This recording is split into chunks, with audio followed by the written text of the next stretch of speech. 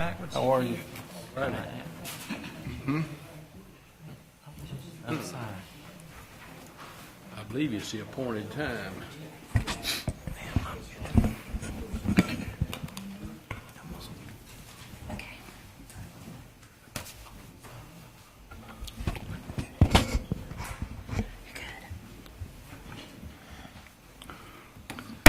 Call the meeting to order.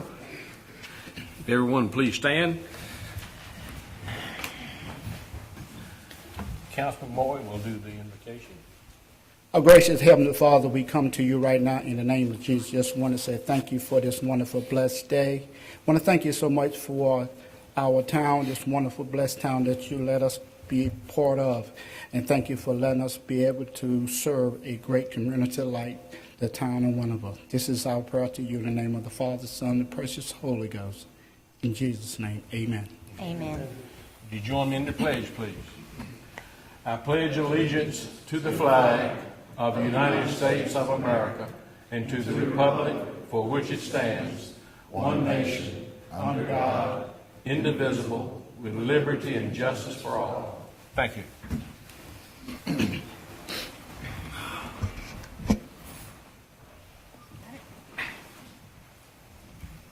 I need all, yeah.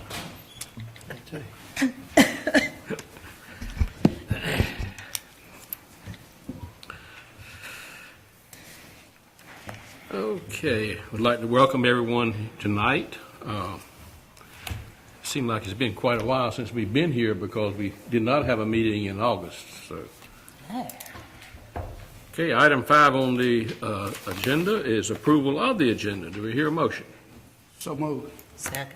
Have a motion and a second to approve the agenda. All in favor, say aye. Aye. Opposed? Motion carries.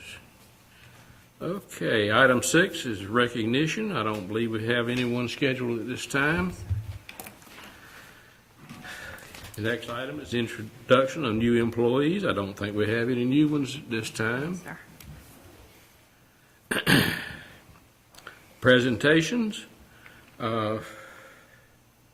Is there one scheduled or none? No, not tonight. No present? Okay. All right, public hearing, none scheduled at this time. Sir? We do have someone that has signed up to speak, and the board asked or voted several years ago that I read the public comment period. The public comment period of 30 minutes provides an opportunity for residents to comment on any item included in the agenda or to address the town council on any other matter related to the town of Winnable. For an item included in the public hearing section of the agenda, residents should address the council at the time the mayor invites public comment on the item. No public comment may be made during the meeting except during the public comment period or as part of a public hearing. Individual speakers are limited to a maximum of 3 minutes, and no more than 3 speakers may address the council on a single matter. The town council may elect to take no action on the matter addressed by a speaker, may schedule the matter for further consideration at a future council meeting, or may refer the matter to town staff for disposition. Copies of the town public comment policy are available in the rear of the assembly room. And according to the agenda, Ms. Joyce Seal has signed up to speak.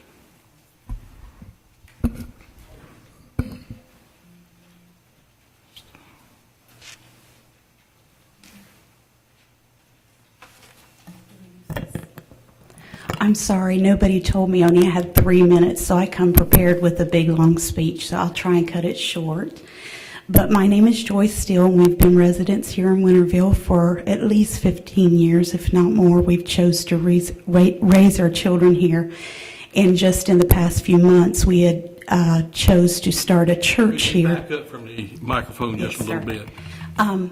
And also, in order to do what we felt like we needed to do in the community, we opened a thrift store.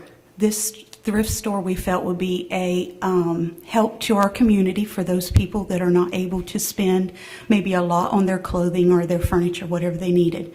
So we opened a thrift store. over here on Cooper, and they tripled our rent there, so it made us have to move over to the other side of the road in Reedy Branch Center.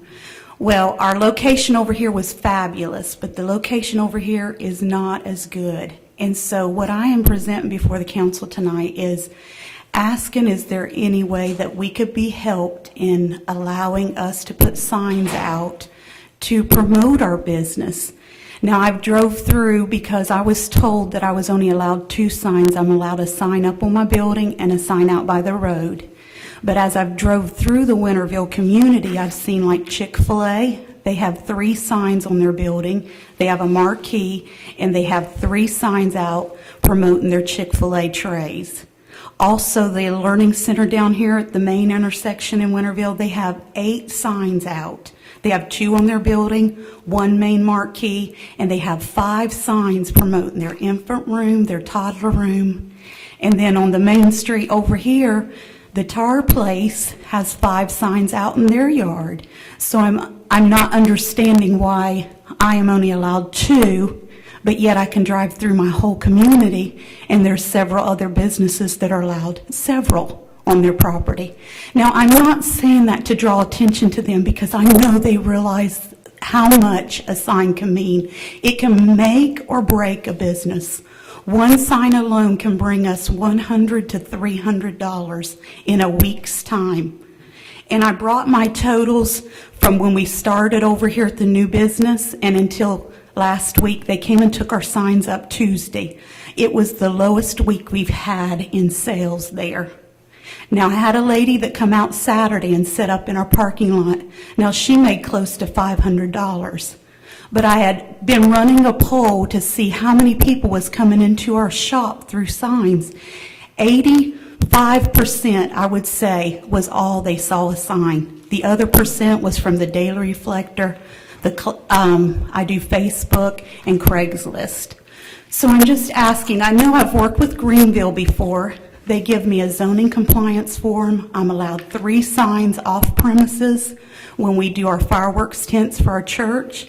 I've worked with Aiden before, and they give you pretty much full reign as long as you're not in the right of way or putting something on, like their fences or something. So anyway, I'm just coming before you to see if there's something that we can do, or if I'm only allowed 2 signs, then I'll have to abide by that. But I really feel if we're promoting small business in Winterville, then maybe we should help them out, even in the beginning. Maybe I won't need 7 signs or 8 signs later on. But right now, it'll make or break our store. Last week, we would go under with the sales that we had. We couldn't even make our rent. So therefore, I appreciate all you all do for Winterville, and I appreciate the zoning and compliance. They've been very good to us. Even when a sign's taken up, I can come back and get the sign when they need it. Surely they would put it in the dump or something. But they've been good to us. Several people in this room has been very good to us. You've donated.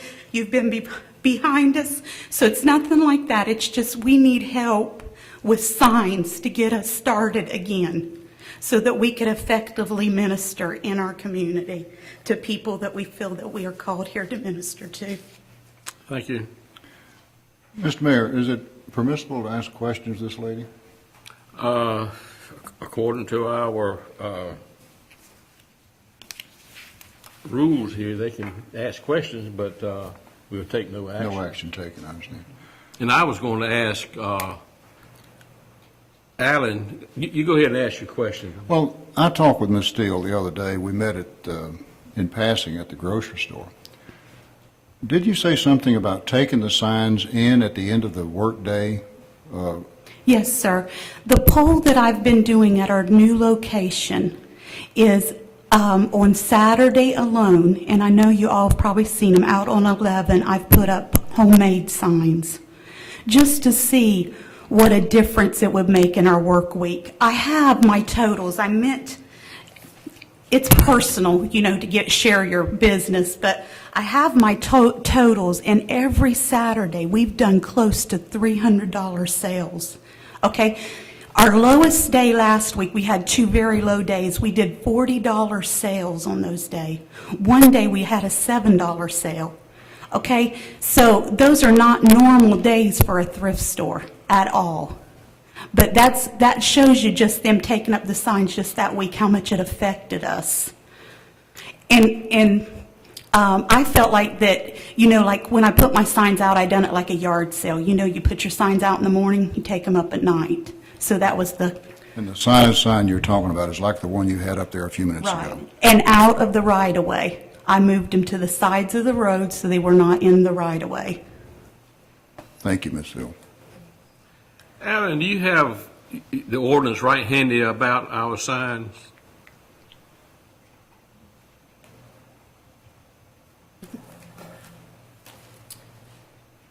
Yeah, the issue that is problematic as far as our regulations in this case, and the difference in this particular situation and some of the other businesses you mentioned, are that our regulations say that in a multi-establishment situation where there are multi-establishments on the same parcel, like a shopping center or strip center, there can be only one combined freestanding sign per road frontage for all of the businesses in the center. And then each individual business can have signage on their own premise, on the wall of the building, or even in front of the store and the windows of the store. For a smaller strip center, everybody in the establishment or everybody renting space, putting signs out may not be that problematic. But you take a place like Winter Green Commercial Park up on Fire Tower Road, I forgot we counted, there's like 35 businesses in there. So if all 35 businesses went out by the street and put a couple of signs apiece, there'd be a potential of 70 signs there.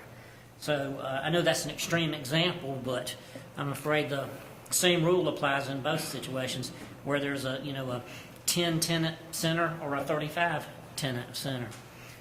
And so that's the problematic issue here about freestanding signage on the property. Any questions? Alan, do you mind going over what the regulations would be for signage just in your previous location where you're just by yourself on a property?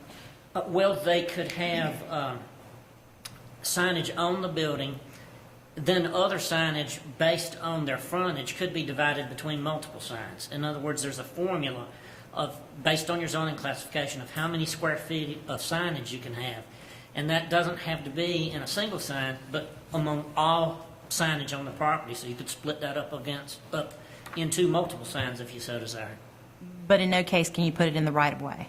No, signs are not allowed in the right-of-way except for governmental signs anywhere in our jurisdiction. I remember when you were on Cooper Street, where have you moved to? Over in Reedy Branch Center, on the other side. The little shopping center, the Robbie's Reedy Grill, Branch, where Robbie's Robbie's Grill Grill. So, Anyone in have order any to- questions? In order to accommodate the situation, we would have to provide some kind of provision in the ordinance that would allow for individual establishments within a multi-establishment parcel to be allowed some amount of freestanding signage beyond the single combined sign.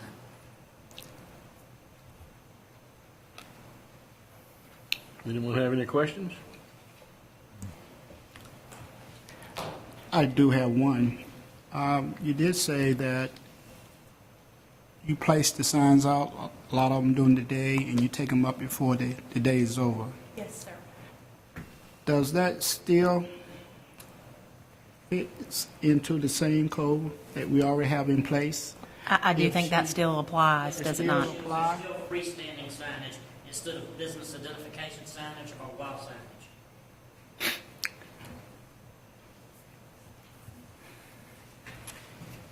Okay, thank you. Okay, item number 11 is the consent agenda. Any items that need to be removed? If not, do I hear a motion to approve the consent agenda? Removed. Second.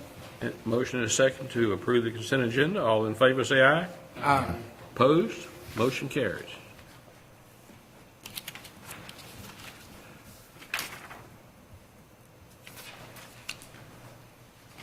Okay. Moving on to number 13 is report on the softball survey results.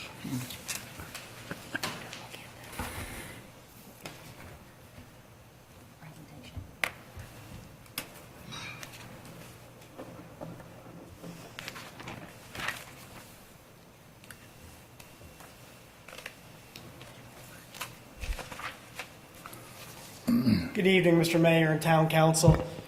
My name is Evan Johnston. I'm the Interim Director of Parks and Recreation. Many of you I have met. For those of you I have not, nice to meet you. At the May Town Council meeting, Council requested that we survey Winterville residents seeking to determine interest in a possible girls softball league, and to expand upon that, if there was interest, what the amount of interest was there.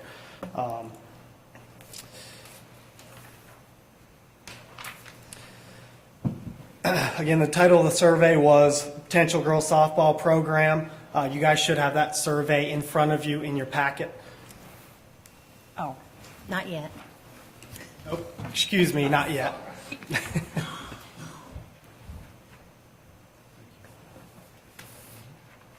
There were 5 questions on that survey.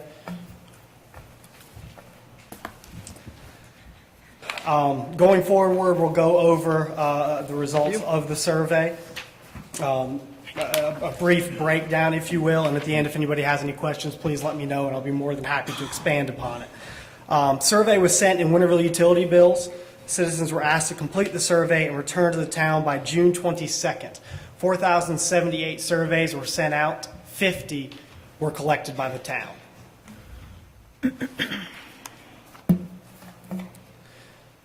Question number 1, does a female member of your family between the ages of 7 and 12 currently participate in organized girls softball in Pitt County? Has responses you guys can see. Many of those respondents did not have a female family member between the ages of 7 and 12 participating in girls softball in Pitt County.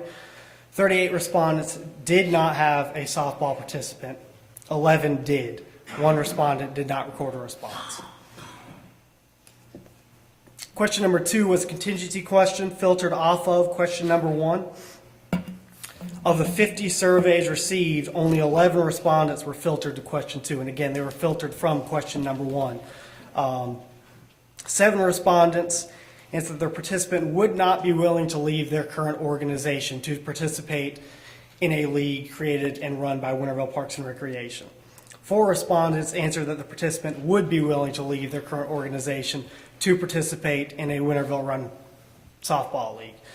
39 respondents were not filtered to question 2. So again, there you only had 11 of the 50 total filtered down to question 2 off of question 1. Question number 3, do you have a female family member between the ages of 7 and 12 years old that does not currently participate in organized girls softball in Pitt County, but would participate if a league was established by the town of Winterville Parks and Recreation Department? Of those 50, 35 respondents answered no, that their female family member between the ages of 7 and 12 would not participate if a league was established. 10 respondents answered that yes, their age-eligible family member would participate if a league was established. 45 total responses. 5 did not list a response to question number 3. Question number 4. If the town of Winterville Parks and Recreation Department were to offer a girls softball league for players ages 7 to 12 years old, how interested would you be in your child relative participating? So this is gauging their interest in whether or not they'd be willing to come and play here. 36 respondents answered question number 4. The interest levels based off of those, at the high end, 19 probably not interested in participating in a league created and run by Winterville Parks and Recreation. 6 possibly were interested. 5 probably. 6 definitely. So if you're looking at it, on a higher to low end, 11 on the higher end definitely or probably would participate. 25 on the lower half, possibly or probably not participate. 14 of those surveyed did not respond to question number 4. Do we have the age of the ones that we receive those survey from? It was sent to everybody who receives a utility bill. So it I'm was talking about the response. the ages of the respondents, Yes. parents. So they didn't give the age of their child. That's on question number 1. Does a female member of your family between the ages of 7 and 12 years old currently participate in organized girls softball? Right. So that created the premise for the 7 to 12 years old for the remainder of the survey. Well, the reason why I said this, I was wondering if the ones that we had that didn't have the interest in it, were they almost aged out, like going on 13? Quite possibly, yes. Some of them could have had, and that brings me back to question number 1, and I can back up to it real quick if you want to. Question number 1, again, let me find my actual notes here. Question number 1, 38 respondents said no, they do not have a participant in the house, a participant meaning a child between the ages of 7 and 12. And while 11 of those did. So that right there gives you an idea of the rest of the survey and the results that are given. But your answer is that when someone's 7 to 12 that's participating, it's not the idea if they had a girl in their household 7 to 12. It is, female I think family. that's the difference that Mr. Moore gets. Okay, yes, yes. Your ma'am. question asked if they already had somebody participating. Mm-hmm. The question was not if they had a young lady Yes, ma'am. in the house between the ages of 7 and 12. That's correct. That would make a difference. I'm really disappointed in the number of surveys that were returned. Yeah, I was surprised as well. 50 out of 4,078 is really not a great response. If you put something in our light bills, our citizens, so they see the light bill. That's right. Yeah, you know. And if it's high, that's it. That's all they say. Our newsletters, we get the same response. You know, so I guess I shouldn't be surprised about it because, like I said, most of them don't. Anything else outside of the bill, they don't see it. But that's the difference in the questionnaire, because here you're asking, your question asks that's already playing softball, and our survey was, do you have someone 7 to 12 who would like to play softball? Right. It gives you the option to gauge the interest of those both currently participating. Would they leave their league to move here? In regards to, are they living here? Do they want to play in a league closer to them? As opposed to those who don't play in a league, would you play if we created a league here? And as a side note, I believe the average response rate of direct mail is about 3.2% or so, which was what this was, of course. Question number 5, if you have a female family member between the ages of 7 and 12 years old that does not currently participate in organized girls softball in Pitt County, please check all the reasons listed below that are barriers to her participation. So there's going to be more than 50 available responses here because they can check as many times as they would like. Some of the barriers were no interest to softball. 9 respondents selected that. Lack of time and cost, respectively, both 5 responses. Travel to and from games and practices, 4 responses. And again, that one right there is an example of locale. Do they want to travel to play? Do they not want to travel? Poor bad experience in area leagues. Many people get the idea that the grass is greener on the other side. That they want to leave one league because they think another league is going to be better. Whether or not that's the case sometimes, it's up in the air. But that's one of the reasons that they sometimes leave. The respondents also had the option to write in barriers. The option was other. In total, there were 5 other responses. Participates in other sports, 2 responses. Just became age eligible, 2. Just became age eligible means that they were just turning 7 years old. Many leagues have a date of birth cutoff, and depending on the league, they could be age eligible or they could not be, depending on when they were born. And the other one was no advertisement, which we don't have a league, so I don't know if that necessarily applies. Now, a brief summary, the town of Winter Road Parks and Recreation Department offered a girls softball league. 6 respondents selected that they would definitely participate, and that's off of question number 4. At the opposite end of the spectrum, 19 probably not going to participate.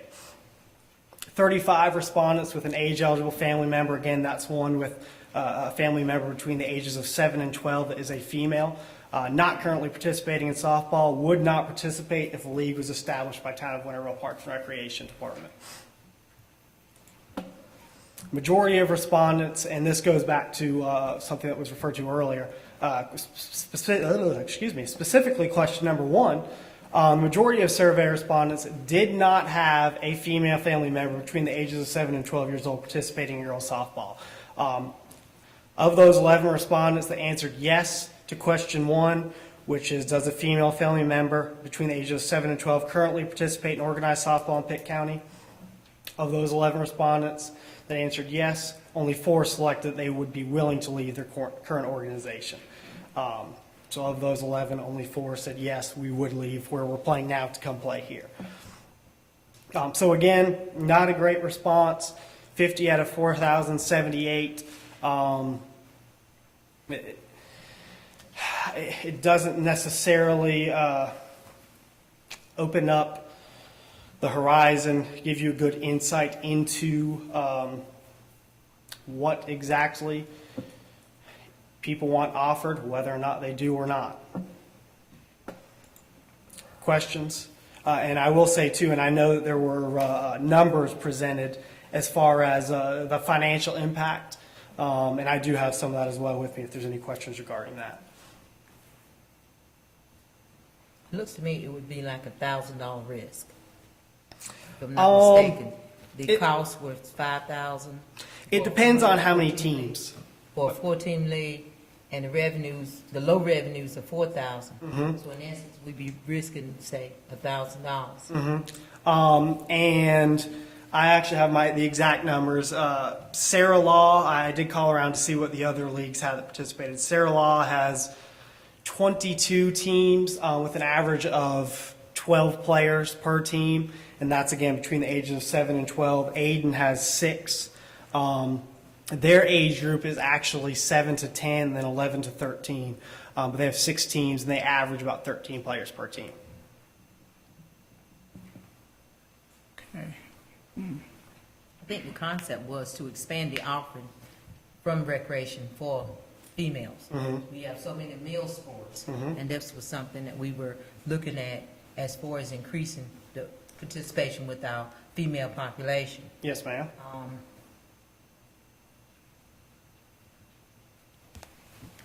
And I did not do my homework. I did that. I did not go back to the budget.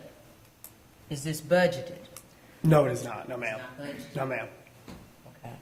I did not pull out my budget to see if it was included. It was not. And again, and I know this was touched on before, but some of our bigger barriers are staff, lack of facilities, and of course, money, as the money is not budgeted right now. We have 4 of our own fields, with 1 more that we have access to, that being the A.G. Cox softball field. In the spring, we utilize all 4 of our fields for baseball.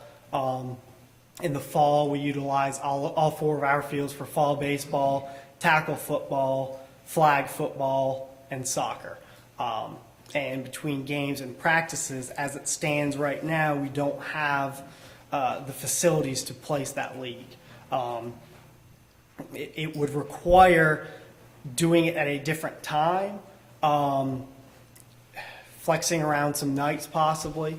And again, you're also going to incur something else that was not included on this, and that would be site supervisor pay, opportunity costs, things of that nature.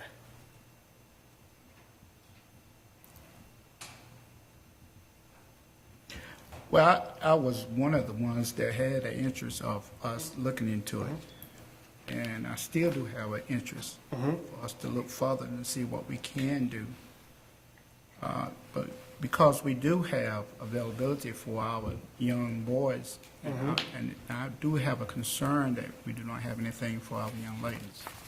And I will say on that note, of course, it's not girls softball, but our baseball league, we have, which is actually the most we've ever had, we have 4 girls participating between the ages of 7 and 10. Typically, we've averaged around 1, and T-ball and Pee-wee is about a 60-40 split. And that's where I think that we can draft them from once they grow up from the T-ball level up to the next level. You know, start with the 6-year-old from 5 and bring them up into the 7-year-old into our girls' league. I think that we can make it happen if we really give it a good effort. I think you have gave it a good effort. I thank you for doing the survey. I think it's a good survey. I think you did an excellent job. And the numbers that we received back, I think at least we can look into a little bit further. The only other suggestion I would make too, if you guys wanted to look a little bit more into the interest out there for a league, would be to do a survey electronically online. I think that, that typically gets a better response rate. Have we had any dialogue with A.G. Cox? I know the 8th graders would be too old to play, but I know that they do have middle school softball. And that might be somewhere we would look at to see if any of those girls would be interested that are not playing with the league that plays over on Reedy Branch. I get them mixed up, but it might be that there is some interest that some of those would be that are not playing. I don't. Would the principals let you go into the schools to register kids? Typically what we do, especially in the spring, because our spring registration falls during the school year, I email Ms. Mayo, who is the, I believe her title is it's not public relations. Yes, public information, thank you. And she gives me approval to distribute registration flyers to the schools. And we make packets for the grades and classes and by the individual amount of students per classroom, and give those to the schools. They send those home in their take-home folders, and that gets distributed to the parents. I would like to see us expand for boys and girls up to age 18. Don't stop it at 12. I don't know, how we do it, but I wondered if we could get permission to go into school and actually meet with the girls that were interested in playing, send home the letter through the girls to the parents, and then get kind of a feel on it before you go into doing all the things that are necessary to try to establish a league for the spring. That way, if we could do that now, this fall or winter, then we could see if there was any interest in it, as far as trying to get one established this spring. And ask the parents when we send home the form, are you interested in coaching? Are you interested in sponsoring a team? And see if there is that kind of interest. And when you say that, you mean the girls that participate on the school softball team? I'm asking, I'll call for girls interested in participating in softball in Winterville. If we could, go into the school, say last 5 minutes, 10, 15 minutes of the day. And, PE classes or PE classes. well, then you'd have to be there all day. Spread out. But if we could go in and ask, I don't want to see you go out and do all the work that would be necessary to get it established and we don't have the interest. But to do that, to ask if we could ask Pitt County Schools for permission to do that. And one step further on that, I mean, even though if we can get the interest level and even get the numbers, I did hear you say that we wouldn't have any place for them to play at. So I think we're going to have to find that out first, figure that out before we can go any further. If we can have a space or a field for them, a sign for them to be able to play on during the summer or during that period of that season. So I think that's the first thing we have to do. And once we can figure that out, I think that we can start looking at probably furthering this survey. If I might make a suggestion, Mr. Johnston did not, you didn't start the survey process. That's correct. You finished it up. And I don't even think you put the survey together. I assisted in the preparation of it, I'll say. My point being, I think Mr. Johnston and I could sit down and we could devise a plan of how to reach out further than just the utility bills, and potentially looking at field usages and where we might play, and what time of year we might could work around Pitt Community College and the baseball programs currently involved, and come back with a report on how we might move forward and see if that's appropriate and what the council would approve, and then go from there. Is that acceptable? That makes sense. That makes sense. Do you think we could ask first if they're interested before Sure. you do all that work? Well, I don't want to add work to you or him if there are not enough girls interested.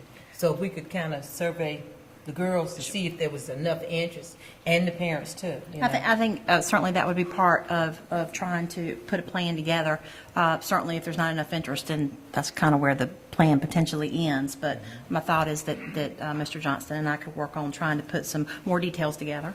I'd And- like to work with you on that. Okay. Do I hear a motion to that effect? I'd like to make that motion. I'll second. I have a motion and a second to. I didn't state that very eloquently, so. Could you repeat all that? Jasmine, help me, to allow Mr. Johnston and myself to work together to put together, or to devise a plan on how we might further our efforts to determine whether there is a need and/or a want for a girls softball program in Winterville. Sounds good. That was All in very- favor of the motion, say aye. Aye. Opposed? No. I think it was 4-1. Okay.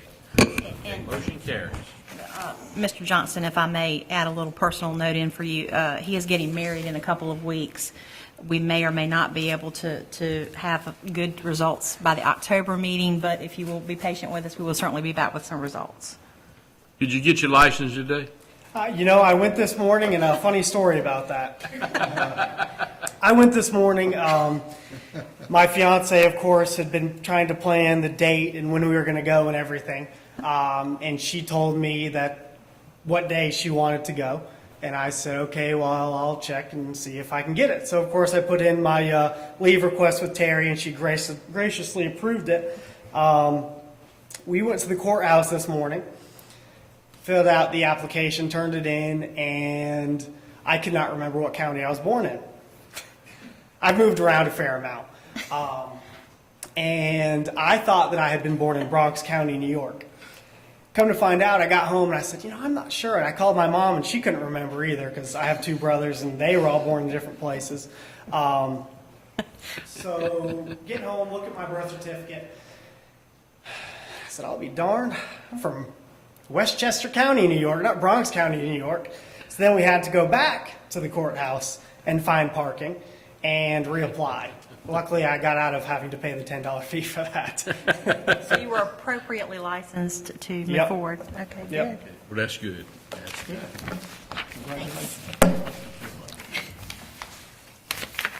Okay, item 3 is approval of the engineering service agreement with the Wooten Company. I'm sorry, what did I skip? Oh, I'm sorry, I skipped one. Report on Sylvania Street parking. I knew that was coming. Here you go. Mayor, Town Council. During the July 2012 Town Council meeting, Mr. Robert Better approached the board in reference to some issues he was having with parking, no parking areas on Sylvania Street. More specifically, he was interested in the parking space that is directly in front of his house, which Mr. Better's house, 316 Sylvania Street, is really right on top of the street almost. I mean, it's only a few feet. At that point, the board directed myself and Mr. Lucas to look into the matter and see if we could come up with any kind of solutions that was good for parking and, and for Mr. Better. Since that time, I went back and I spoke with Mr. Better. I've also talked with interim director, Willie Gay, about removing the one space in front of his house and turning that into a no parking zone. Now, what that does is it eliminates some of the unsightly signs. We'll only have 2 or 3 signs, if I'm correct. Is that about right, Will? So we're going to eliminate some of the signs and just take the no parking, the space that is in front of Mr. Baird's house out, making a no parking zone. And he seems to like that idea. So this right here impacts the parking very little, but it does make it a little bit more, I think, comfortable for Mr. Bedard in the immediate and in the long run. I make a motion to approve the recommendation of the chief. Second. Have a motion and a second. By the way, I went and talked to Mr. Better today too, and he's in perfect agreement with what you just said. Any discussion on the motion? All in favor of the motion, say aye. Aye. Opposed? Motion carries. Thank you, Mr. Mayor. Now we'll get on to the one that I was trying to read early. Approval of the engineering service agreement with the Wooten Company. Mayor's member of the council, last month, you all approved an agreement for the town to work with the Wooten Company for general engineering services.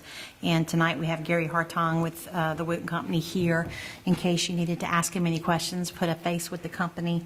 But you have in your packet a rather lengthy agreement that outlines the services the Wooten Company will be providing for us.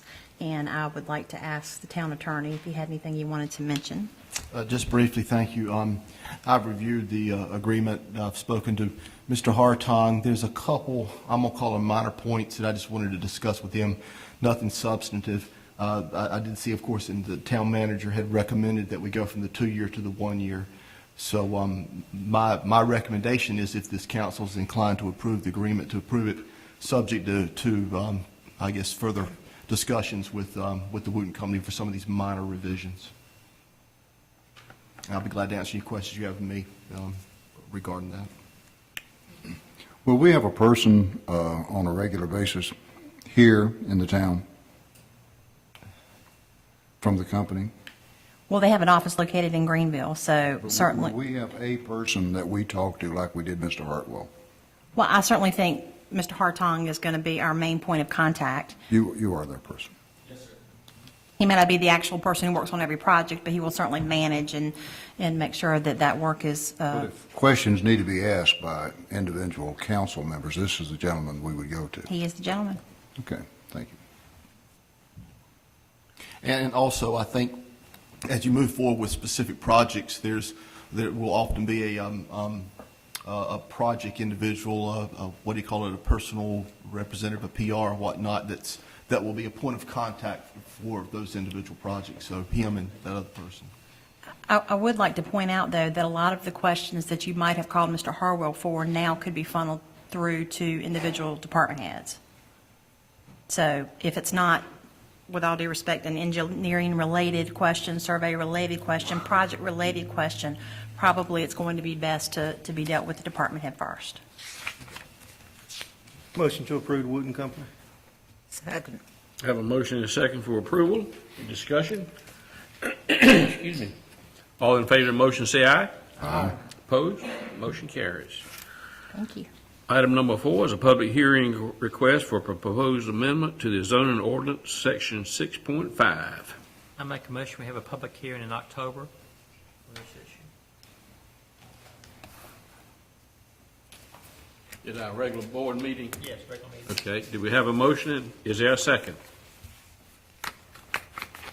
Second.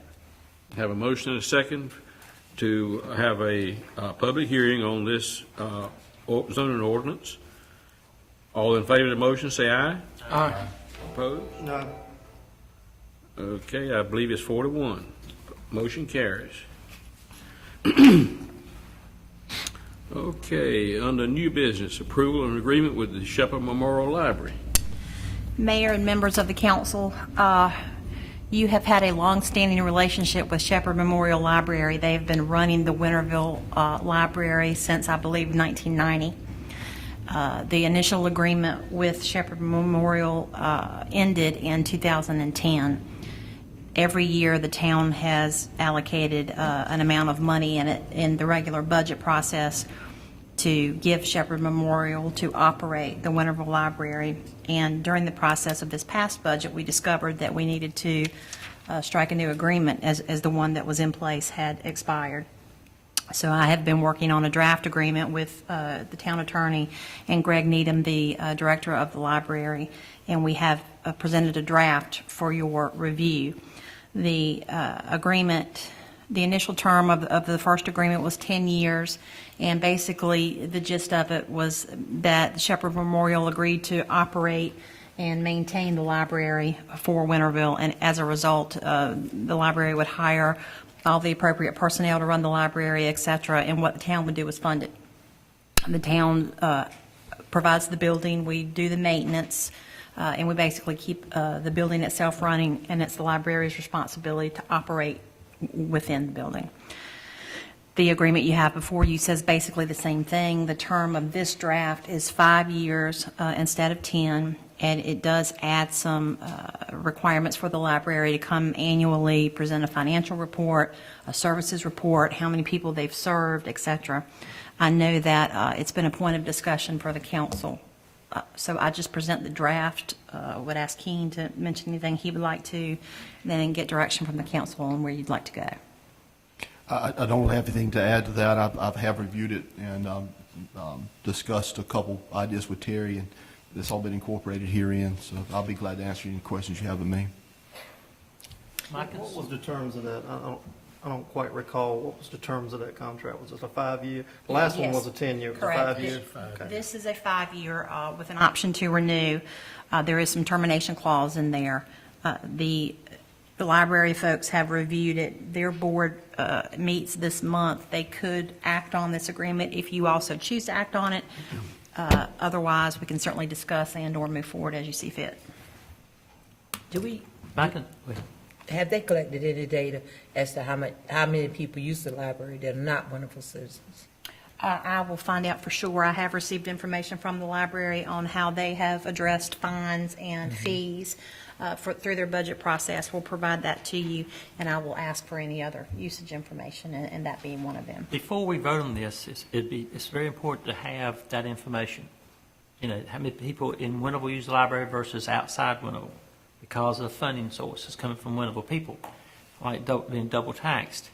I also have a concern about, you know, people in Winterville have an opportunity to work at the library. I know they have one full-time person, but does a single person who lives in the town of Winterville work at that library? Does one person who lives in the town of Winterville work at that library? That's a key issue. Okay. And third issue is about the internet service, how it's being looked after at that particular library. I'm not sure I understand that. Well, what they do to make sure they don't go to the wrong websites at a public library. So if other people, if you had children going in there, and people Okay. watching things they shouldn't be watching, and another young person used to see that too, what kind of filters they have. The revenues, are they counted against the money that we give them, or is that just considered part of Shepherd's donation? Currently, the revenues are not counted against what we allocate. We allocate based off what they request. This past year, as you all recall, we had included an initial allocation based off an estimate from Shepherd, and then they were going through their budgetary process, received some cuts and some scale backs from some other funding sources, and they requested more money from us, which you all included in the budget. Their final request that we have to sign off on and approve did come in a little lower than they had initially requested, but still it's an increase over what we had originally talked about. How much is the county kicking in to run the library? That's my question. Okay. Do we have that? I don't have that, but I'll find it out. The library system. Yes. Library system, how much are they putting into this agreement? Should be a fair agreement. People, you know, we're all taxed at county level, and the county commissioners do fund the Shepherd Library. I have Did written. I understand you to say that the library board has not gone over this agreement? They will not until October? No. They have not approved the agreement. They are scheduled to meet this month, and could act on it, assuming you all do, but if not, they would act on it after. Is there a possibility they don't want to accept this agreement? I'm not aware that there's that possibility. Should we not wait until they have their meeting before we vote on it? You could. I think they would certainly like to know whether they should act on it based off of what the town's going to do, but I don't know that that would preclude them from acting on it. Would that be a question for our town's attorney? If you vote tonight and approve the agreement, and of course, for some reason, they don't approve it, if they take it up later in the month, then we don't have an agreement. If they look at it and suggest changes, and again, I'm just speculating here, but if they ask for changes, it'll come back to you, and then you could decide whether you accept those changes or not. So I don't know that you're obligating yourself to anything. So if we vote on this tonight, then we're not binding to this agreement, if that be the Well, case? You're binding yourself if they agree to it. But what I'm saying is if they don't take it up for a month or two or three, or, for whatever reason, then we don't have an agreement till they take it up. But yes, certainly if you vote to approve it and move forward, and they vote 2 weeks from now, then we'll have an agreement once they sign. Currently, we have no agreement. It sounds like we need more information that Mr. Moore asked for, and I don't really believe that they would, I may be wrong, but I don't believe they would approve it until we did our approval. I may be wrong about that, but I feel like that would. I would prefer to wait, just from a standpoint, when they came in the spring, there was a lot of discussion revolving around the fees and what they were going to do. Obviously, they came in at the last minute, wanted a lot more money than what we had budgeted. And I think there was a number of questions to what are they going to do with some of their fees, some of their meeting rooms. I think it would be interesting to see what they changed as far as their fees before we take a vote on it. Okay? Terry, do they meet monthly? I think so. Is anybody from our city limits on their board? I don't know, but I can find out. So do I hear a motion that we table this until this new information is I so obtained? move, Mr. Mayor. Second. Have a motion and a second to table this until the new information is received. And I've made the list of questions. If you think of anything else, please let me know. I am assuming that you want the current setup of the library operating between the two entities without an agreement to continue. I would like to see the 2000 or last budget year's fees versus the new budget fees. I don't think it would have any bearing on the vote, but I would be interested in knowing if that individual that works in the library is a town resident. I've got Mr. Moore's question. She does not live in town. The only full-time employee does not live in the city limits. Okay. Are you If we had someone there from the town, we all like ownership of someone that local being there and have some interest.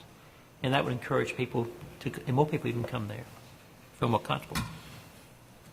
Are you talking about the lady that works there now? Yes. She doesn't live in No, Winterville? she doesn't. No.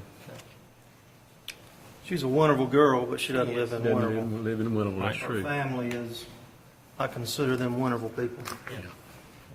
Okay, we have a motion and a second. I don't think we voted. All in favor of the motion, say aye. Aye. Opposed? Motion carries.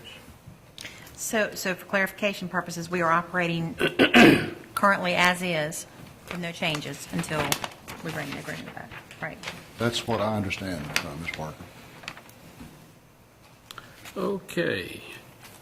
Item 2 is approval of the final plat for the White subdivision.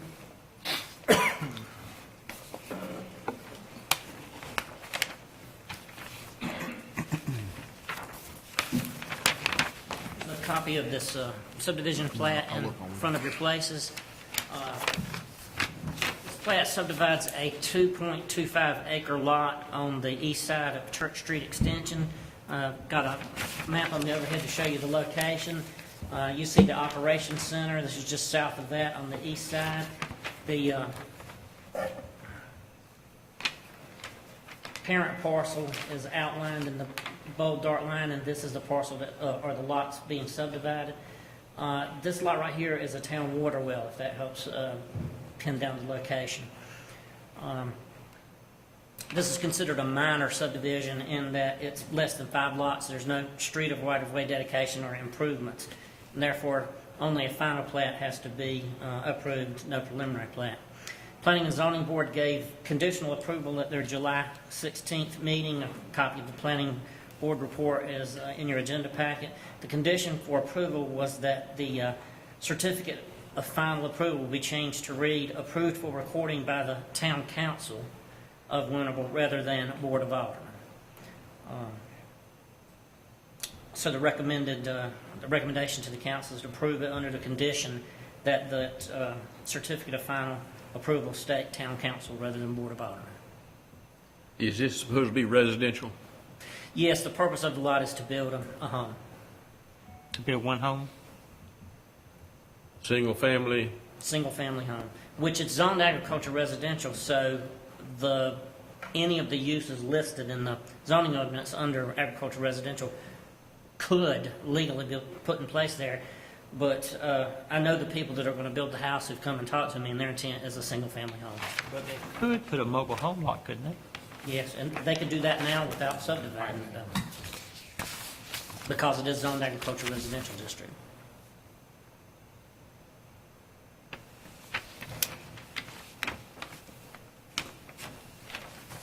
Any other questions? Anyone have any questions of Alan?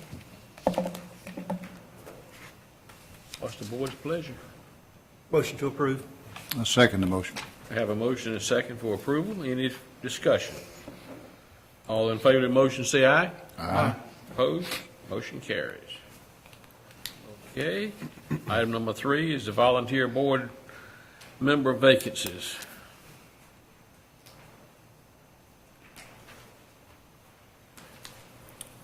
David Webb, a member of our Planning and Zoning Board, has taken a new job in Raleigh, has moved, and therefore has resigned from the Planning and Zoning Board. David served as a in-town regular member appointed by the town council. It has been the customary practice of the council to appoint the existing alternate to fill a unexpired term and to seek a new alternate. Our current in-town alternate member is Mr. Willie Hines. So if the council wishes tonight, you could appoint Mr. Hines as a regular member, and which would create a vacancy for an alternate, and we would seek applicants to fill that vacancy. There are some other vacancies on both the Planning Board and the Board of Adjustment that I'll give you a full report on in October, if that's agreeable. In the meantime, our town clerk has advertise the availability of volunteer board positions in the newsletter, on our website, and in the newspaper. So that should hopefully give us a pool of applicants for you also to consider at your October meeting. So the action being recommended tonight is to appoint Mr. Hines from alternate to regular member. So moved. Second. I have a motion and a second to appoint, Willie Hines. I missed the name, Willie Hines. Mr. Hines. All in favor of the motion, say aye. Aye. Opposed? Motion carries.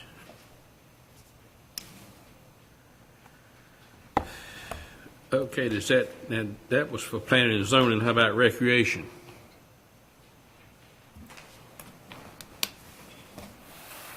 Good evening again. You have before you my recommendations for Recreation Advisory Board appointments. We have 3 vacancies, 2 non-resident and an alternate.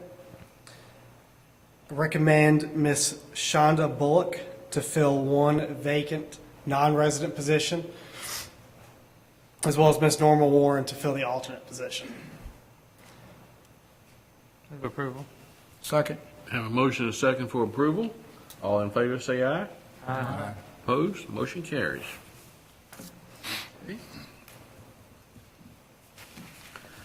Okay. Item number 15, or Mr. Mayor, Yes, still sir. under new business at this time? you can go right ahead. Yes, sir. I'd just like to point out to the mayor and to the members of the board and to the public, too, that the town of Winterville has a tremendous amount of history to it. But I think we need an ambassador, so to speak, or a historian to bring our history to the forefront, that it should get the publicity and the recognition that it well deserves. And the only other person other than Mayor Jackson that knows everything there is to know about the town of Winterville is Mr. Jesse Riggs. And I have spoke to Mr. Riggs about this same thing, and he dearly loves the history, and he knows this town, he knows the community. So by saying that, I would like to, if the board pleases, the mayor pleases, to make a motion that we appoint Mr. Jesse Riggs as the Winterville Town Historian. And I second. We have a motion and a second. I will say this, I've known Jesse and the family for all these years, and about, I guess, 5 or 6 years ago at our Winterville High School reunion, he presented a program, and he had more facts and figures dealing with the schools and the town of Winterville than you could even shake a stick at. So I think it's a real good person to put into I think he fits the bill. I've talked with Mr. Riggs on 2 separate occasions, and facts and figures and dates and places and names. I was just amazed at what he knew about this town and this community. Okay, we have a motion and a second to appoint Mr. Riggs as the Winterville historian. Is that correct? Yes, sir. All in favor of the motion, say aye. Aye. Opposed? Motion carried. I got a By the comment. way, that did not carry a salary. We had also discussed that, too. And it's a desire of mine, and I've talked to this, worked with our historical society to include North Winterville in the history.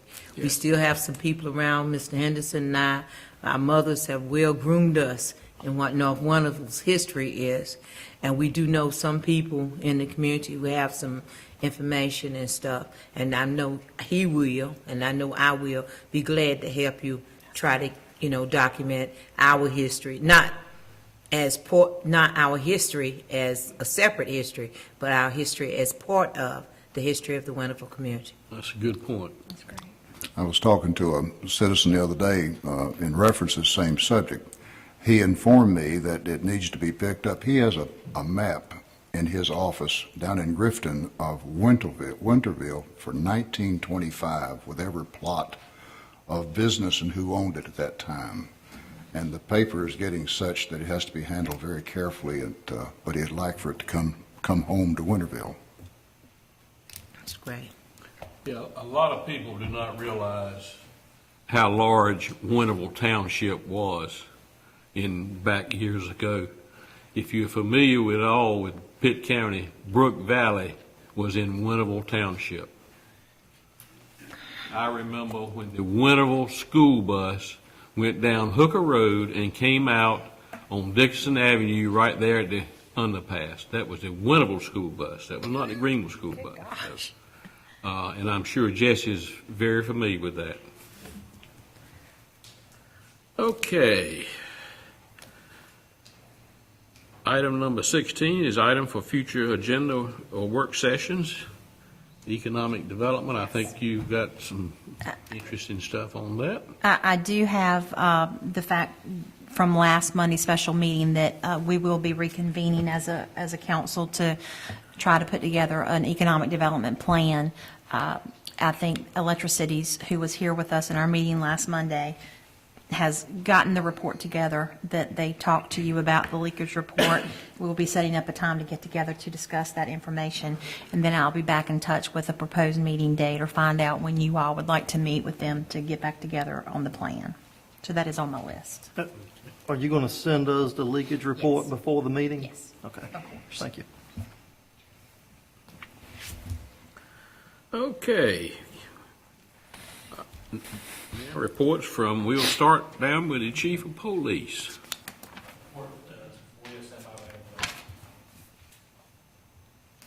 Brad? I'm also submitting my report, but I stand by for any questions. Mr. Taylor?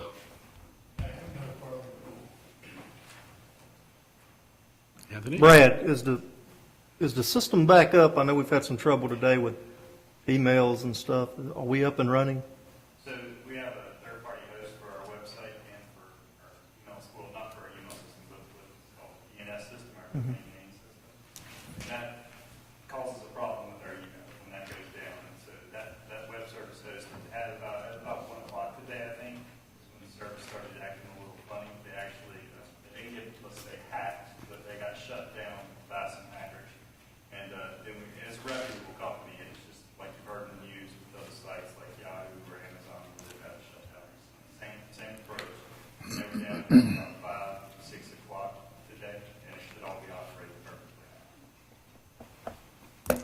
Thank you. Submitted my report. Some of the financial information was a little late because of the holiday. We submitted the information populated with last month's data, so there's information in there. Of course, the information is today.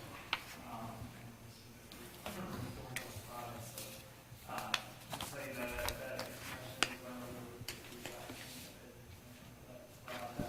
as well as I'll let you know that the audit has been in-house portion is done. We're starting the process on our annual cover. Everything went good and like moving forward, putting that state lines along through the markets. And nothing. Thank you. I have no further otherwise submitted. You have my report before you. I did want to update you on a few items that have taken place since the time that I typed the report up. Last concert of the year was this past Friday night, featured the main event band. We had right around 100 people and a few more filtering in and out. It was a good crowd, especially considering we're competing with the Collard Festival that night. The band was playing very well. Everybody seemed to be enjoying it. Fortunately, we were rained out at about 8:45. Rained for about 15 or 20 minutes, and I looked at the radar and knew we were going to do a whole lot more. But at that point, everybody had been gone, so they backed it up for the night. On Saturday morning, we had our first annual On the Run 5K. We did that in partnership with Riley's Army. For those of you who are not aware, Riley's Army provides support in many different ways to families who are dealing with pediatric cancer. And it was a fundraiser for them as well as us. We had 105 participants for the first event, so we were very excited about that. I know I was. As a matter of fact, I texted Harry as soon as it was done. Anyway, I was very pleased with that, and so were the Riley's Army people. And I would like to thank police and fire for providing assistance with that. We couldn't have done it without them. And I know it's been a little while, but the Watermelon Festival went off well. And I'd like to thank everybody who was involved with that. Measures have been almost completed to get the park back to as it was prior to the event. And if anybody has any questions, please let me know. Okay, thank you. Alan? You have my written report, happy to answer any questions on that. As you know, each year the North Carolina Office of State Budget Management gives certified population estimates for the municipalities, and these estimates are used in the distribution of state shared revenues. We've received this year's estimate for our population with our July 1st boundary, and that estimate is 9,355. Increase of 11. Is that correct? 16. 16.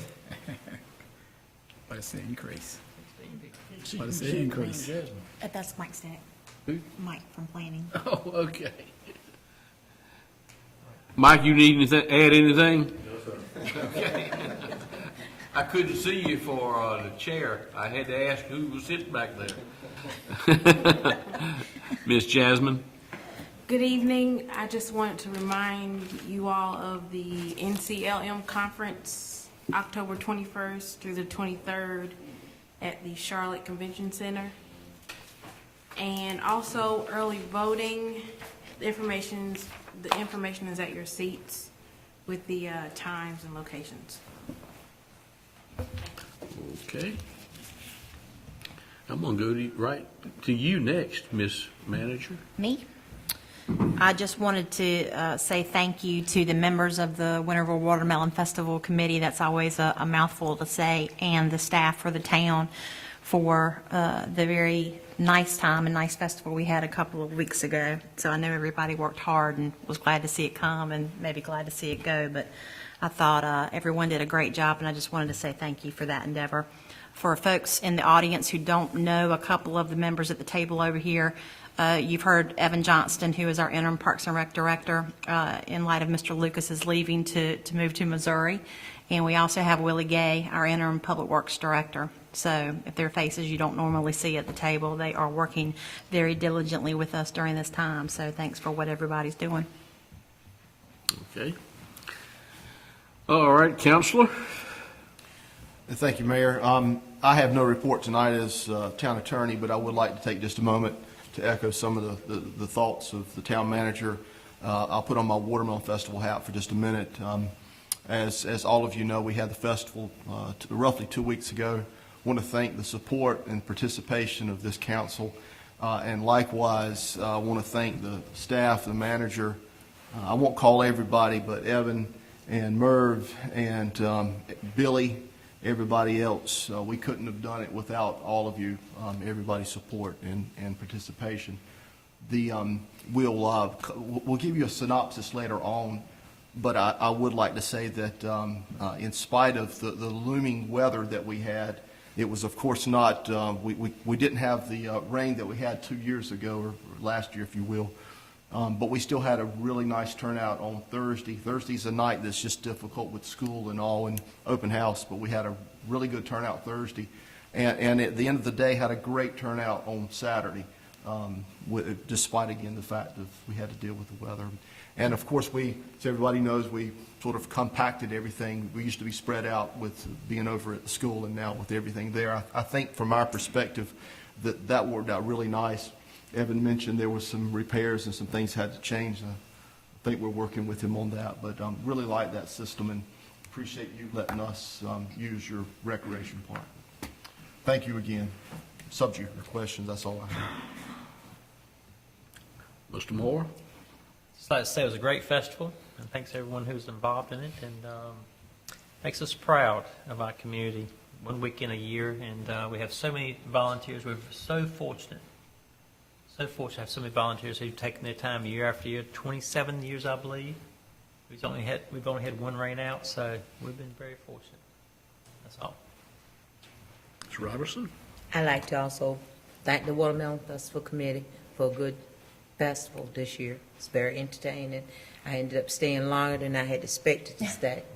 Also, I would like to thank our police chief and Officer Boyd. I don't know titles so well, but anyway, they have worked diligently with this committee to plan our community day, and it has been a labor of love for them, I know, because we've had some difficult times there. Ron knows. But this is a group that, this is the first time this will be done, and it will be on September 22nd from 1 to 6 at the Winterville Recreation Park. And I invite all the citizens to come out, and the board members, if you come out and see what we can do as far as bringing the community together. And that's the goal and the aim of this day. And it's being sponsored by our police department and Winterville Impact, which is a group of citizens that want to bring our community together. Smith? Great festival. That's all I've got. Oh, I just got on Channel and Wedgewood, on the corner of Channel and Wedgewood. Still got some problem with some cats. Neighbors still calling me once or twice a week. Said, I thought you got rid of our cats problem, but they keep right on multiplying. So I said I will present it back to the board again tonight. Also on Hammond Street, we have a couple lots that on the south side of the school need some attention to. I think I brought it to our attention on our last meeting, and I think we might be still working on it. Okay. And also, I'd like to congratulate everybody on the fine job on the Watermelon Festival. I know we had some problem with parking, but I tell you, they came together and managed it very well. Took care of the problem, and I don't know how in the world that y'all accommodate all those people that night on the concert. But I didn't hear anyone complain. Good job. Mr. Cooper? Well, I too would just echo the same thing. It was a wonderful event, well-organized, hard-working group of people, and I certainly personally appreciate it. Thank you, Debbie, and all the crew that was out there, and the town employees, too. I've been talking with the town manager about these ditches. I don't know why I've become the ditch man, but I get calls That's what constantly we're about the calling ditch. Well, I'm just kidding. thanks for the promotion. But I've been talking with the town manager. I get calls constantly about these ditches, and we're now into September, and we still haven't got around. Understand there's 40 ditches in the town limits that we do something about. Is that number? Contractor is scheduled to be here this Friday to begin cutting those ditches. We have it set up to where it's cutting twice a year, once in the spring and once in the fall. Because of the weather we've had this year with all the rain, we've had to move it up to September because of the shape the ditches are in. So at this point, September would be the first time, and probably the, It would be the second time. I believe the first time they were cut, those that were cut earlier in the year than we normally do. I don't know about the number 40, but I know that Willie and staff have been working on trying to get the list together. Again, we're supposed to be maintaining the ditches that are our main drainage ways and where we have easements. Some of those ditches come into question from time to time, but we're trying to get a comprehensive list based off of history. So as people are calling, we're trying to say, particularly those that abut fields where crops are still in the field, that we are working with a contractor, and we're going to try to get to those as soon as possible. I think maybe next budget discussions, maybe look at cutting ditches 3 times a year. Well, I think what you're going to see this year is that the contractor is going to end, and Willie, jump in if I'm wrong, the contractor's going to end up cutting more ditches than was originally scheduled. And potentially, yes, if the year is as wet as like we've had this year, it's probably going to need it more than that. That's going to be a substantial increase versus what we have budgeted currently.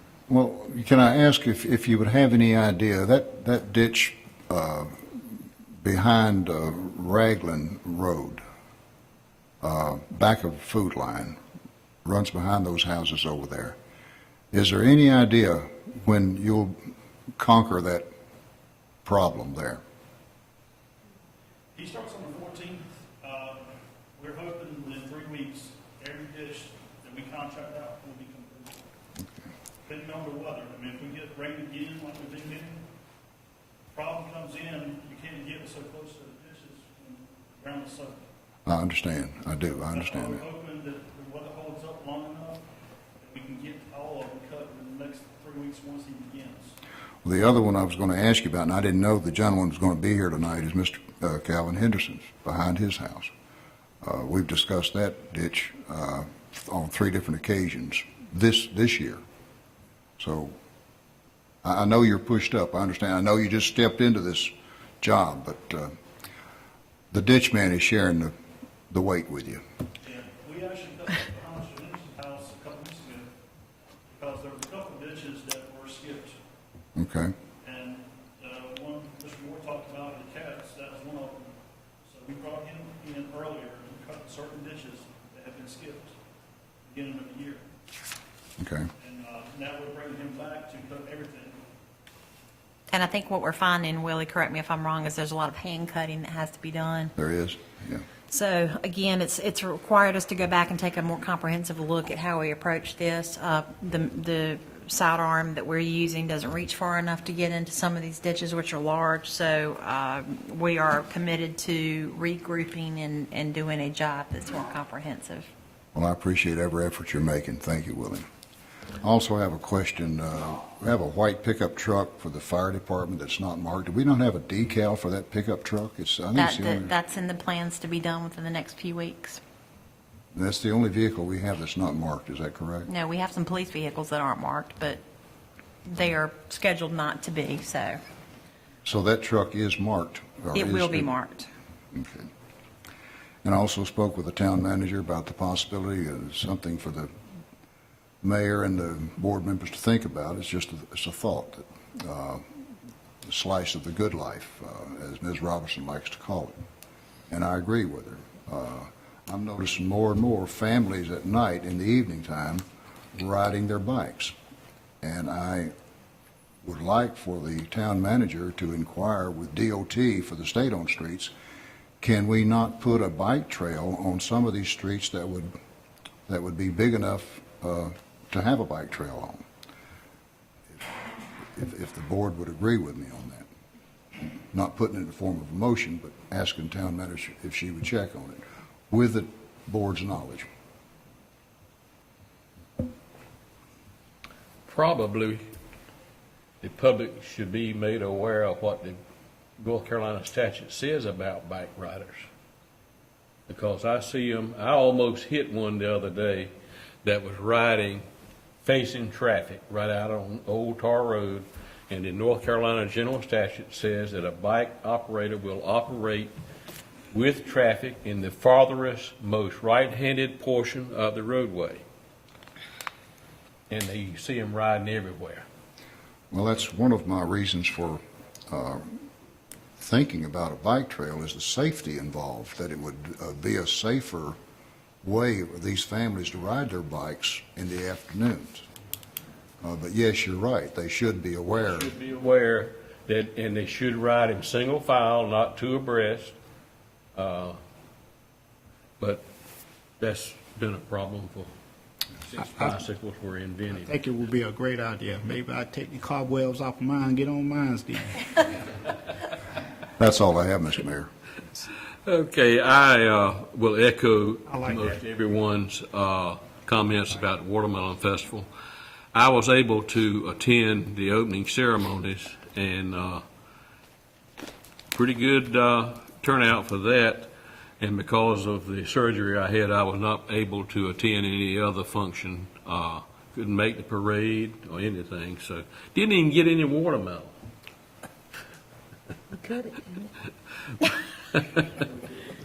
Except one bite when I sliced the first. That's why. Oh, I I was was- thinking he could. That was all I got. Okay.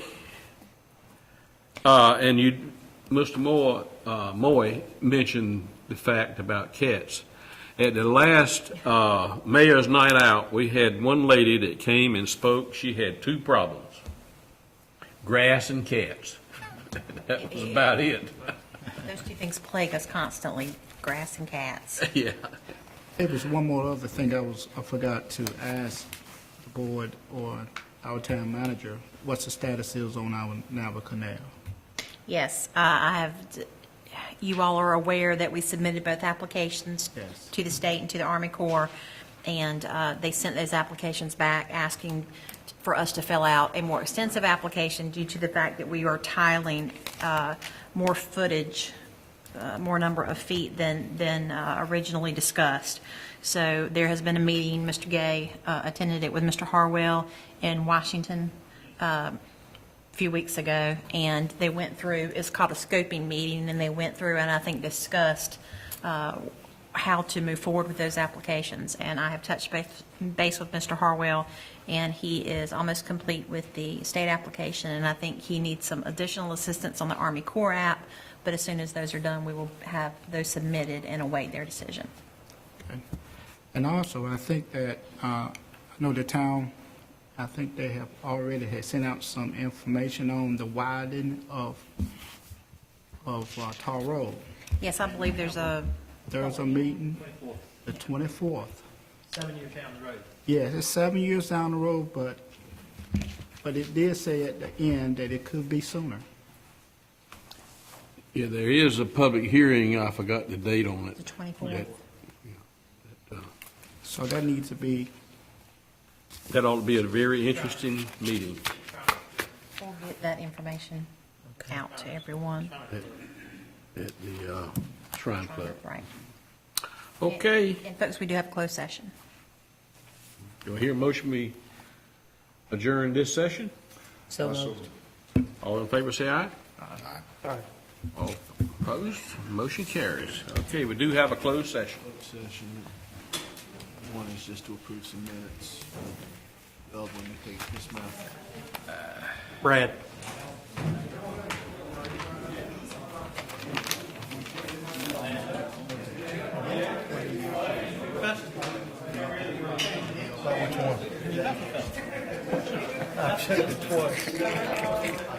go ahead on. Are you going to be able to do an article on our Winterville High School reunion this year? What I was talking Or about. do you even know what I'm talking about?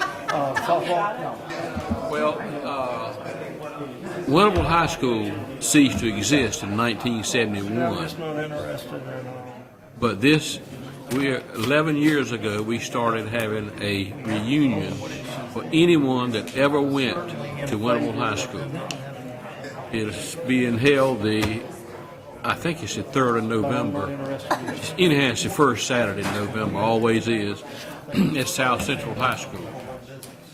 Last year, we had 250 people to attend, and we're expecting that many this year.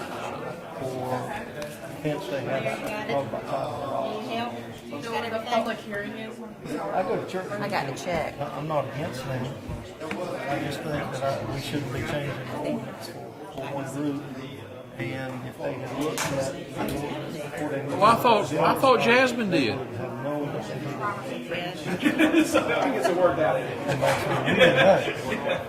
If I'm putting a business somewhere, I'm going to look at it. I mean, that whole situation right now, Brad.